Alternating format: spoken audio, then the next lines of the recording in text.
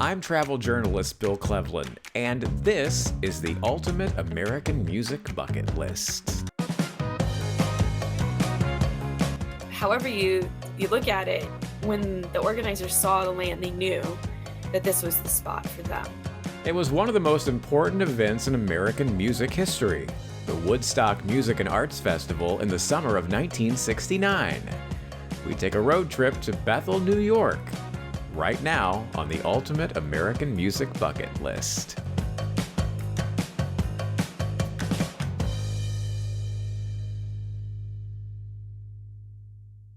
For many music lovers, Woodstock is remembered as the biggest and most iconic concert in a generation, and the stories surrounding the jam-packed festival are equally as fascinating as the music that was performed and the artists that performed it. These days, the original site of Woodstock is open to visitors, with a museum that's archived many of the first-hand accounts from those that were in attendance.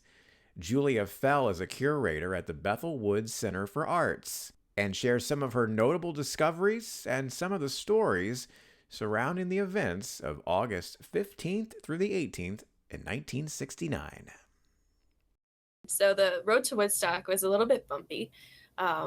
The original plan was to actually hold the festival near the town of Woodstock, which is in Ulster County. We're here in Bethel, New York, in Sullivan County. So it's a little bit far off from the originally intended site. The organizers of the festival were interested in the town of Woodstock because it had a long history of being a hub for art and music. It was also well known in the 1960s for being the home base of artists like Bob Dylan and the band, Richie Havens, Paul Butterfield Blues Band was there in Woodstock. So that's how the name got associated with the festival. Before long, though, they figured out that there was not a site that was appropriate for what they were planning close to the town of Woodstock.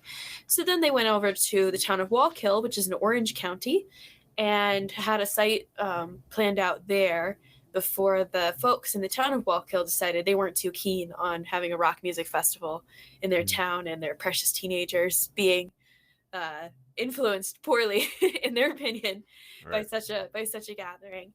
So with a month left to go before the festival's scheduled date, they had to find another site, and they ended up in Bethel, New York. And the way that they ended up there is different depending on who you ask. There's a guy called Elliot Tiber, who you might be familiar with if you've ever seen the movie Taking Woodstock. He likes to claim, or unfortunately he's passed away, but he liked to claim that he was the one who brought them there. There's a bunch of other options. We like to call people's memories about Woodstock the Woodstock haze, because you'll get to the right answer one way or another, but depending on who you ask, the details tend to differ. So there's also stories from Michael Lang, who's one of the organizers, that he ended up there with a variety of folks. There's lawyers involved, but one way or another, however you look at it, they ended up getting in touch with a guy called Max Yasgur. And Max was the property owner of the site that we're currently on. And he was the biggest dairy farmer in Sullivan County. He was a major community player. He was very involved as a community leader.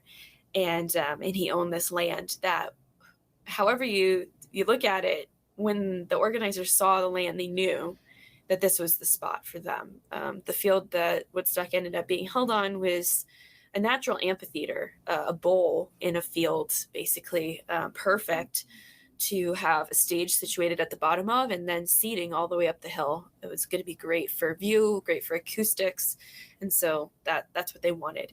And Max Yasgur, who by all accounts wouldn't be the type of person you would think would be excited about a rock music festival. He was a traditional dairy farmer out in rural New York, a conservative guy. He very strongly believed that we were fighting a war. We were in Vietnam. We were, continuing to fight for the values of democracy and freedom. And he said, if we're fighting for that, then people ought to be able to do what they want. People ought to be able to have the freedom to express themselves and enjoy the music that they like.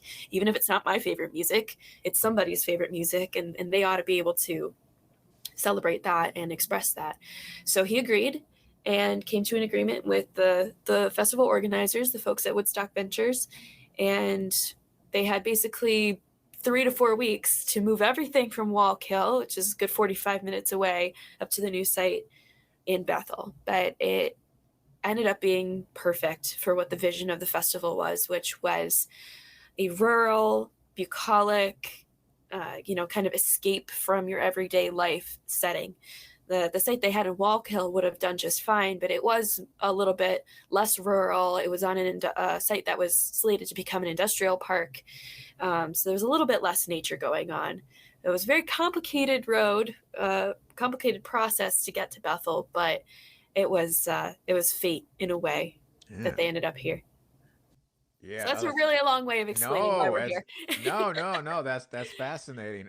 So a couple of things, Julia. First of all, I have no problem being honest with my audience and sharing that. Until I wrote this book or put the Ultimate American Music Bucket List book together, I had no idea that Woodstock did not take place in Woodstock, New York, and I cannot be the only person that has had that misconception over time. You're definitely Uh, not. yeah, yeah, I had absolutely no idea. And the other thing, and I guess maybe I knew this, but it was just kind of in the way, way, way in the back of my mind that it was in fact a music and arts festival. But I think you'd be hard pressed to find anybody that ever really, except for maybe your museum, talks about the art part of that event. What can you tell me more about the art part of Woodstock?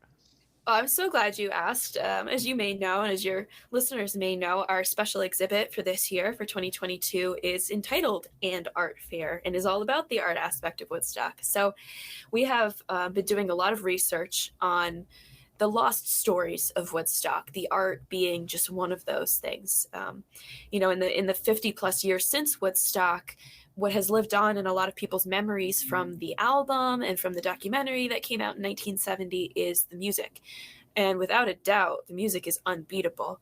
So not to lessen the impact of the music at all, but because the music was so hugely impactful, a lot of aspects, such as the art, such as the organization and the planning, these things have kind of fallen by the wayside. So it's been our goal, as we kind of look at what our legacy is going to be post 50th anniversary, which we celebrated in 2019. That was the 50th anniversary of Woodstock. We've been looking at what's our legacy going to be, and we've decided, or not decided, but rather discovered, that there is such a depth of research in these other aspects. And we've been working on that by traditional means of research, but also through our oral histories. We've really been pushing our oral history initiative since the end of 2020, beginning of 2021. With the philosophy that Woodstock was not just one story, it was 450,000 individual stories. So our goal is to talk to as many of those people as possible and get their unique perspectives on the festival. And partially through that initiative and through other outreach efforts, we have been able to connect with people who were part of the art of Woodstock. Two artists that are featured in the show, the first being Ira Pancho Wolin. His children we were able to connect with, and we were able to bring this unknown artist who was at Woodstock, who participated in an art competition that actually took place at Woodstock. We're able to bring him forward, and he was actually the first prize winner. So it's especially neat that we got to connect with his family. And the other artist that we have featured actually came in second place at the art competition, and her name is Julie Lameau. And I was able to connect with her and conduct an oral history with her several years ago. So we've really been able to bring some of these research efforts full circle. Another one is an artist called Buddy Kruk, who was actually an art educator and was a graduate student during Woodstock. And he brought his sketchbook to the festival and was making drawings right there on the ground as he was observing things. And we're lucky enough to also have connected with him and done an oral history with him. And now we have his sketchbook on display in our exhibit. So we've been very, very fortunate to connect with these artists who were creating these really fantastic works of art that were created and or displayed at Woodstock. And I'd also be remiss to not mention that the exhibit heavily features art that was created in the planning and organization process of Woodstock. We have art that was done for advertising purposes to attract people to want to come to the festival. And we also have art that was made to help plan and organize the site, such as maps and models that were made of structures that were going to be built on the site, as well as the planning for site decoration. The site was a huge campus and didn't have a ton of landmarks, but a couple of those landmarks were the concession tents that were up at the top of our festival hill and are very recognizable. These tall triangular structures decorated with mirrored tapestries, as well as banners that kind of lined the roadways and the paths throughout the site. So we're very lucky to be able to feature the planning, and in the case of the mirror cloths and banners, actually have the originals of those. Wow. And Julia, I'm even more convinced now that my phone is spying on me because, a couple of days ago, I jotted down a few questions that I wanted to make sure to ask, including this one about the arts. And then on Instagram last night, I'm scrolling through and an ad pops up for your museum and your new exhibit. So I don't know Of how that course. all works, but, serendipity perhaps. So I interview a lot of people that work in museums. I've been to more friggin' museums than you can even imagine during my travels. And I talk to a lot of researchers that, spend their days digging through archives and stuff. And so I'm sort of curious, what are some things that you or your team has discovered over the years that, maybe give you a chuckle or maybe shed some light on some folklore surrounding Woodstock? I hear a Um, laugh. You have an answer immediately. Of course. I mean, I'll preface this by saying that I will frequently tell people who ask me, what do I like about my job or what's it like working here, Mhm. that we're so lucky that the type of history that we get to interpret is so joyful. A lot of people work at museums that are interpreting really heavy topics like war, Mhm. um, or just darker periods in history. Um, Woodstock is the highlight of so many people's lives, a really high point. Some people say it was the best time of their life. So I am very fortunate that when I am talking to people and when we're conducting these oral histories, that we get to hear so many wonderful, heartwarming, and entertaining stories from this wonderful event. One thing that immediately pops to mind when I get asked about anything that's sort of funny or lighthearted is I like to point out there's this guy. And he is actually featured in our current exhibit because the artist I mentioned prior, Buddy Crook, did a sketch of him. And he was this guy who was walking around with a live sheep on a rope. And he had a sign that says, "The killing of animals promotes the killing of man." And on the other side, I had a message about eating vegetarian. And everybody that had a camera took a picture of this guy. And, our artist, Buddy Crook, had his sketchbook and he drew this guy. And he was really quite a character. He went by the name of Moonfire, and he is also no longer with us, unfortunately, but he had a ranch out in California. And I definitely encourage you and your listeners to do a little bit of research on this guy, Moonfire. I think his name was, I have to fact check this, his name was Louis Marvin Gates III. I think that was his name. But if you look for Moonfire Woodstock, you'll definitely see him. So he was quite a character, and he was very present, very noticeable, and he actually does feature in some of the art in our current exhibit. So it's a little extra excitement there. Moonfire. If I need to reinvent myself, I come back as a radio disc jockey named Moonfire. It's That'd a be very. fantastic name, It isn't it? is, yeah, Mhm. absolutely. Um, so when somebody mentions Woodstock, or I think about it, for me, and again, not being as schooled as somebody like you, but yeah, the first thing that sticks out in my mind out of all the stories I've ever heard, it's not even the music, it's the fact that the place was completely crowded and maybe just kind of disgusting. Is that a fair description, or was it maybe a little less chaotic than what we believe? Well, I would say yes and no. It certainly was muddy. It certainly was Yeah. smelly. It certainly was crowded. Um, one of the things that people remember very viscerally is the scents, the smells, the odors. Hmm. Um, and some of them were more enjoyable than others. A lot of people fondly remember how the air was uh, pungently full of the scent of marijuana. Others remember that they could really smell the toilets from a mile away. Or unfortunately, you could kind of smell the lack of toilets because they did not Mm, have nearly enough portable toilets for the number of people that were there. So right. that was not such a nice thing. But, despite all of that, the mud and the rain and the crowding and the smells, I wouldn't say that it was necessarily that chaotic because people were so cooperative and kind to one another that although it could have erupted into some really horrible chaos, things were more or less under control because people were so willing to help their neighbor, Hmm. to see the person next to them as a sibling, as a brother or sister. So it was chaotic, and at the same time, it was not chaotic. Right. I guess Oh, that makes sense. is my answer. Woodstock was a lot of things all at once. Yeah, yeah, that's a very diplomatic answer. That was good, Julia. I like that. So the Saturday portion of the concert, and again, something I didn't even realize until putting this together. But some of the headliners, Sly and the Family Stone, Creedence Clearwater Revival, Grateful Dead, Santana, Jefferson Airplane, bunch of great artists. But something I didn't realize until just recently was that particular section of the program literally went until 6 o'clock in the morning. That is a crazy long concert. It was, yeah, the Saturday concert was really, really long. And the only day that wasn't really terribly interrupted by rain. There was some rain on Friday that delayed things a bit. And then Mhm. on Sunday, there was a big long pause because there's a torrential downpour on Sunday afternoon. But yeah, Saturday was a long day.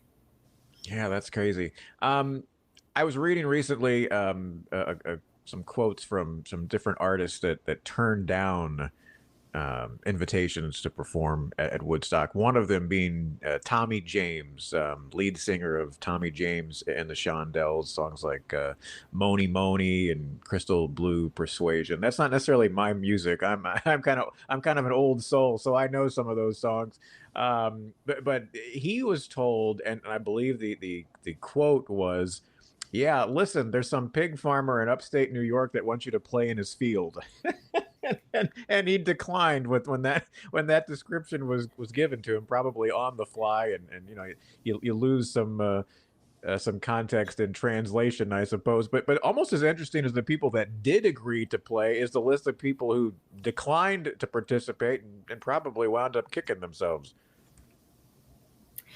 Yeah, I mean, I can only really agree with you. And unfortunately, I'm sorry, I can't remember the name of the artist that you just mentioned, but Tommy James, yeah. Tommy James, Uh-huh. I don't know who told him that, if it was his agent or what. I know I will speak on behalf of the efforts made by Woodstock Ventures, and they did have some folks working for them with experience in the entertainment industry. So I doubt it was presented to him by anybody on the Woodstock Ventures side. But yeah, it's unfortunate. Some people didn't get a good picture of it, or were too busy, or had been booked for something else, and didn't get to make it. So it's too bad. But the lineup of folks who did show up put on a slam bang show. Yeah. All right. So back to Bethel, New York, 2022. So, I'm a travel writer, talk about travel. We want to certainly mention things that people can do in present day there on the site. And so, just a couple of quick questions. So folks can visit the original Woodstock site there in Bethel, and you all have a museum. You've mentioned your most recent exhibit that tells about some of the artwork that was at Woodstock. But so, what's kind of a rundown of what visitors can see on the site and what they can experience when they come to visit? Absolutely. Yeah, we have a variety of offerings. The special exhibit, as I mentioned, that changes out annually, and this year is entitled And Art Fair, Art and Design at the 1969 Woodstock Festival. We also have our permanent exhibit, which gives an overview of the decade of the 1960s culminating in Woodstock. That is always open. We have a variety of other pop-up rotating exhibits that also are hosted in our building. But a great asset to us and a very, very exciting part of being located where we are is that we are on the original site. We're a historic site that's recognized by the National Register of Historic Places, and you can explore the main concert field, and we are actively working on activating other parts of the site, including the Bindi Bazaar Woods, which was an area during Woodstock where vendor booths were set up in a little wooded area with trails running through it. So we are working on restoring that section of the site, and part of it is available now for public access. We also have an augmented reality tour of the historic site that will take you around the festival field and show you the locations of certain things, such as the stage. We have a section of that tour which, in augmented reality, you're looking through a device. We use iPad minis, and it will actually show you a reconstruction, a 3D model of the stage, geographically pinpointed to where it was in 1969. So that is a really, really awesome experience. It also features oral histories, music from the festival, really amazing immersive sound effects. So I highly recommend, especially when it's a beautiful day out, which we are so fortunate to have many of here as we head into spring and summer, taking the augmented reality tour and getting to hear the voices, hear the sounds, and see the sights of Woodstock in augmented reality.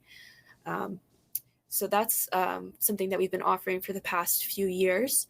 And another thing that is a very popular attraction on our site is our Woodstock Monument, which has actually been here since before Bethel Woods. The monument was put up in 1984 by the property owners of the site before Bethel Woods, and has stayed a popular destination for the so-called Woodstock pilgrim. So people come from all over the place to visit our monument, which is located on one corner of the festival field and has a gorgeous view of the festival field and the campus beyond. And that is available year-round, 24/7. So anytime you want to stop by the site, you can see the monument and see a beautiful view of the field. Yeah, that's really cool. And, so this is the ultimate American music bucket list. And I just, how can you have a bucket list of American music sites and attractions and not include your site? I mean, it's, if you're going to check out all the music sites across the country, yours has got to be up near the top of the list. What a historic event that was. So website, bethelwoodscenter.org. Did I get that right? Yep, that's correct. Okay. And what fun. This was great. Yeah, I really appreciate your insight and all the detailed descriptions and learned even a few more things here today in our chat. So Julia, thank you very much. Thank you so much, Bill. And I wanted to just add also that you can find us on social media. Just search Bethel Woods and we should pop up just about anywhere online. So you can keep up with what we're doing here at the museum, as well as our educational and concert offerings here at Bethel Woods. We've got a lot going on. We've got festivals. We've got programming for kids and adults. We've got stuff coming on all the time at the museum. So it's a very lively place and it is all online. My thanks again to Julia, and the website again is bethelwoodscenter.org. Thrilled to include them as one of the stops on the ultimate American music bucket list. Well, this concludes season 1 of the Ultimate American Music Bucket List podcast. If you're just finding this episode, fear not. There's 9 others that you can enjoy with more great American music stories. To go back and start listening from the beginning, you can find all 10 episodes on your favorite podcast app. Just search for American Music Bucket List Podcast, whether that's Apple Podcasts or Google or Amazon Music, Spotify. Just search for American Music Bucket List and you'll find it. Or you can go to AmericanMusicBucketList.com and click on the podcast button. We'd really appreciate it if you'd give the podcast a 5-star rating. If you enjoy the stories, we appreciate that. It'll help us out quite a bit. And please share the podcast with fellow music lovers to keep these great stories alive. And of course, can't forget the book. Grab your own copy of the Ultimate American Music Bucket List online, once again at AmericanMusicBucketList.com. You'll love the road trip ideas and musical attractions you can visit, many of which you probably don't even know exist. Once again, AmericanMusicBucketList.com. Thanks so much for listening to the podcast. I'm Bill Cleveland of BillOnTheRoad.com. Hopefully I'll join you for a season 2, not too far down the road. Until then, be well and safe travels.